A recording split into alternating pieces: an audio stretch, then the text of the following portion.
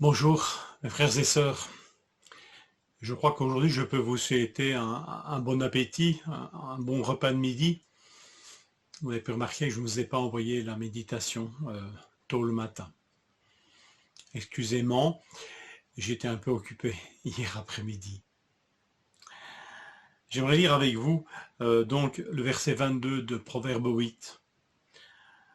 La sagesse dit « J'ai été établi depuis l'éternité, dès le commencement, avant l'origine de la terre. » Alors quand nous lisons ce chapitre, et notamment les versets 22 à 31, il est difficile pour des chrétiens de ne pas faire le rapprochement avec le prologue de l'évangile de Jean.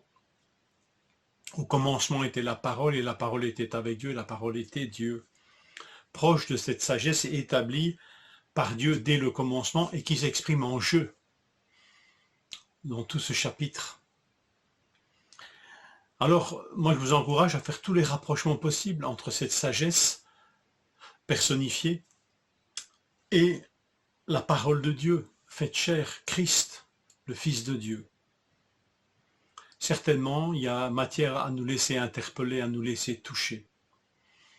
Il y a manifestement des connexions à faire entre ces chapitres.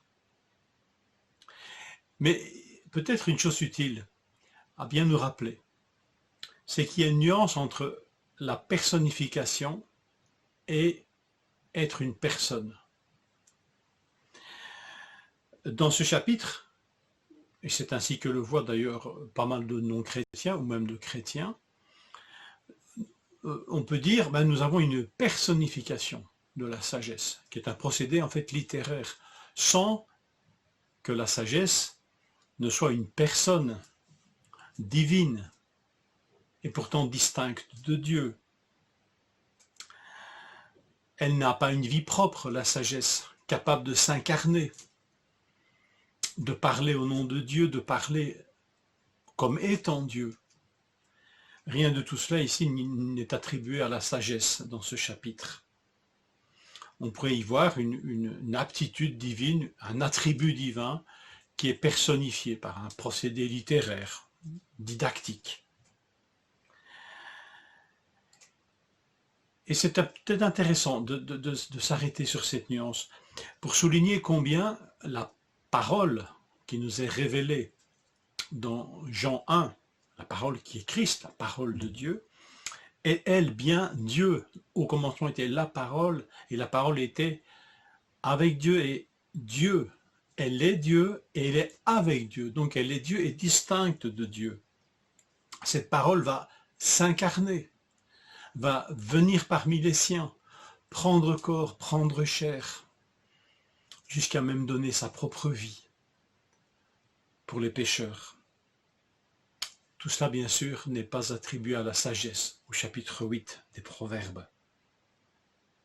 Alors certainement, la sagesse du chapitre 8 nous permet, nous donne le droit, nous conduit à l'identifier avec le Fils de Dieu.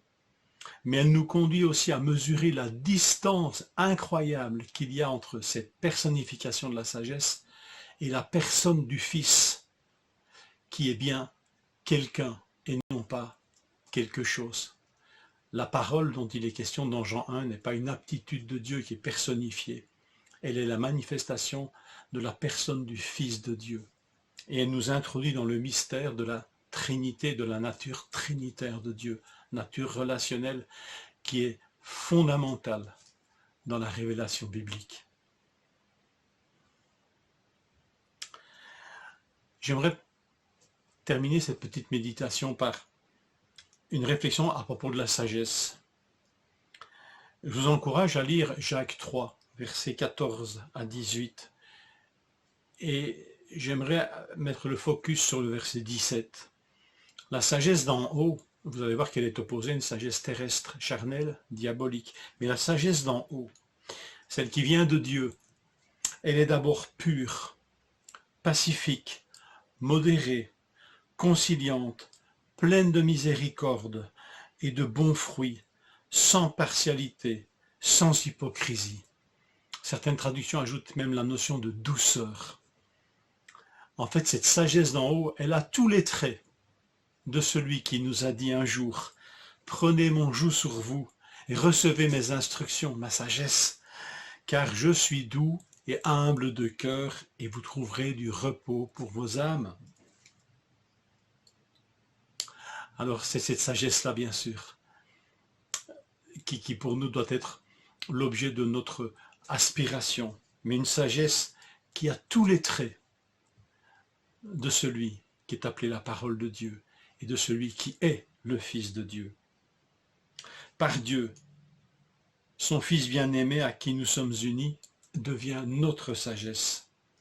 Je lis ceci dans 1 Corinthiens 30. Mais Dieu vous a unis à Jésus-Christ et il a fait du Christ notre sagesse. C'est le Christ qui nous rend justes devant Dieu, qui nous permet de vivre pour Dieu et qui nous délivre du péché. Je lis ceci dans la traduction en français courant.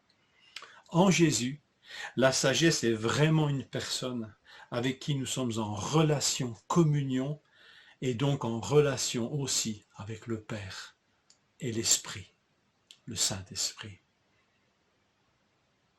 Voilà, peut-être un des rapprochements à faire, mais qui nous montre aussi l'ampleur, on pourrait dire, il y a plus qu'une nuance entre la sagesse de Proverbe 8 et la parole de Jean 1. Que le Seigneur nous conduise à le glorifier et à lui bénir pour ce que celui qui est la parole de Dieu est notre sagesse.